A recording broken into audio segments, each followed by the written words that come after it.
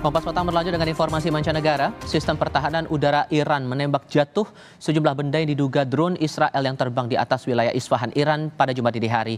Diduga serangan drone merupakan bagian dari respons balasan atas serangan Iran ke Israel. Menurut laporan, terdengar sejumlah bunyi ledakan di kota Kahja Farestan di Isfahan. Militer Iran mengklaim bunyi ledakan berasal dari benda yang diduga drone Israel yang terkena tembakan sistem pertahanan udara Iran dan memicu sirine peringatan bahaya. Iran mengklaim tidak ada korban jiwa dan kerusakan berarti atas insiden itu. Sementara sejumlah media Israel yang mengutip sumber militer menyebut Israel menyerang Iran dan Suriah menggunakan drone dan rudal jarak jauh ke sejumlah target tertentu. Israel menyerang Iran sebagai respons balasan atas serangan lebih dari 300 misil dan drone ke wilayah Israel sebelumnya.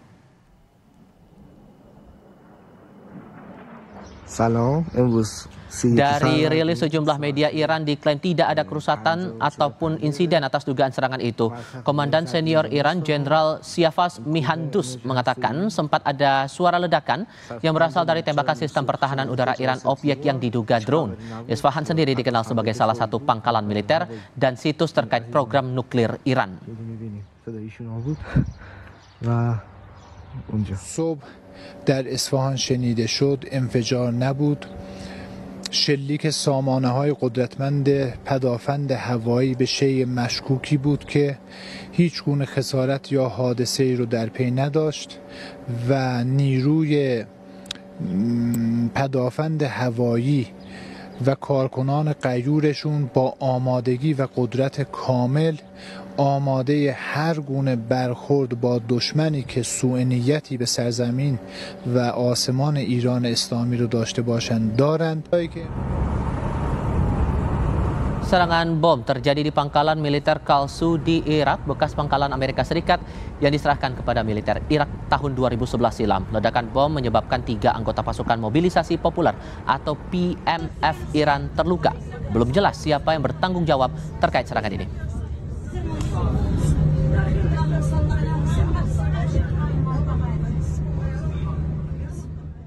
Militer Israel diduga melancarkan serangan balik ke Iran, namun tampaknya serangan tidak menimbulkan kerusakan. Di sisi lain, Menteri Luar Negeri Iran menolak mengakui Israel berada di balik serangan itu. Apa yang kini sedang terjadi? Kami bahas bersama pengamat Timur Tengah Hasibullah Satrawi. Assalamualaikum, Kang Hasib, apa kabar? Waalaikumsalam. Terima kasih sudah bergabung bersama kami. Menurut Anda melihat serangan itu serangan balasan dari Israel atau gimana sebetulnya? Ya, sebelum saya menjelaskan analisa saya ingin menyampaikan 3 fakta sebagai dasar. Yang pertama, bahwa terjadi ledakan atau serangan di Iran yang itu diakui oleh Iran dalam bentuk drone, yang tidak diakui adalah dalam bentuk rudal. Jadi ada serangan, ada ledakan yang terjadi akibat drone kecil, ya. Jadi itu fakta yang sudah diakui oleh otoritas Iran. Lalu fakta yang kedua, bahwa Israel tidak memberikan komentar tentang semua ini, bahkan sempat melarang seluruh duta besarnya, kedutaannya di luar negeri untuk memberikan komentar tentang ini. Dan yang ketiga, fakta yang ketiga ingin saya sampaikan, beberapa sumber di Amerika Serikat, termasuk media-media terkemuka, itu menyampaikan bahwa itu adalah serangan balasan yang dilakukan oleh Israel terhadap Iran. Bahkan sumber yang lain mengatakan bahwa Israel sempat memberitahu Amerika sebelumnya untuk melakukan serangan balasan kepada Iran walaupun tidak menentukan hari dan kapannya. Dari 3 fakta ini saya menyimpulkan bahwa ini hampir pasti, hampir 100% bisa dipastikan ini adalah serangan balasan yang dilakukan oleh Israel terhadap Iran. Nah, pertanyaannya kenapa kok memilih bentuk yang seperti ini, yang pertama mungkin cukup kecil, tidak menimbulkan dampak, lalu kemudian agak simpang siur, tidak langsung dideklarasi sebagai sebuah serangan seperti dilakukan Iran, dan yang ketiga Israel sendiri malah tidak ada komentar tentang itu. Sekalipun kemudian Menlu Iran menolak mengakui Israel berada di balik serangan itu, menurut Anda itu tetap serangan dari Israel? Saya menduga dengan sangat besar, dengan sangat kuat bahwa itu serangan balasan yang dilakukan oleh Israel lewat fakta-fakta seperti itu. Nah, kenapa bisa ke sana? Yang pertama begini, kenapa serangannya ini begitu terbatas? Karena seperti kita tahu, Israel itu sejak awal sudah dibatasi terutama oleh Amerika sebagai penyokong utama, sekutu utama untuk tidak melakukan sebuah balasan yang itu bisa memancing timbulnya perang regional atau dikenal dengan istilah dalam bahasa Arab harbun iklimium. Perang regional yang bisa lebih besar lagi di Timur Tengah. Jadi itu adalah batas kebijakan yang diberikan oleh Amerika Serikat. Dan yang kedua, kita melihat pernyataan Iran bahwa Iran mengatakan kalau sampai Israel membalas serangan kami 13 April itu sekecil apapun, maka kami akan membalas dengan serangan yang jauh lebih besar dan menyakitkan. Jadi ini juga batas yang harus diperhatikan kalau tidak ingin terjadi perang lebih besar. Nah, sementara Israel itu juga berada dalam keadaan dia harus membalas.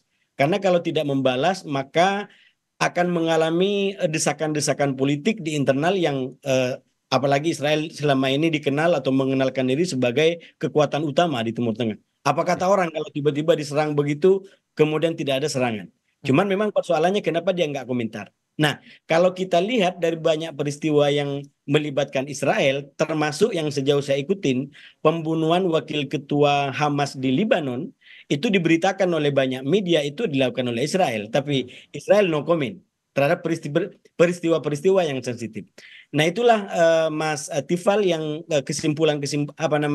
premis-premis atau fakta-fakta yang secara analitis saya sampaikan bahwa hampir pasti, hampir 100% ini adalah serangan balasan yang dilakukan oleh Israel, tapi Israel rupanya memerhatikan pandangan daripada Amerika, kebijakan dari Amerika, dia juga tidak ingin, tidak ingin untuk terlibat dalam perang lebih besar dengan Iran. Pesannya mungkin apakah bisa dikatakan bahwa pesannya serangan balik ini jangan kembali melakukan serangan ulang atau gimana menangkapnya?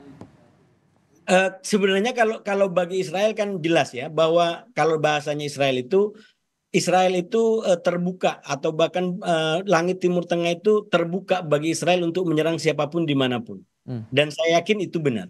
Saya yakin itu benar dengan segala macam yang dia punya.